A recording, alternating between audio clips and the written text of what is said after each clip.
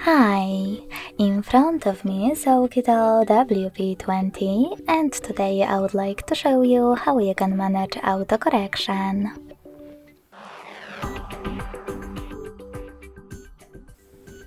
Begin by opening Devices Settings and scrolling all the way down right away.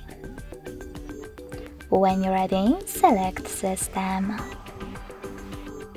Then tap on Languages and Input, On-Screen Keyboard, and Gbird. Finally, click on Text Correction, scroll down and tap on this switcher next to Autocorrection.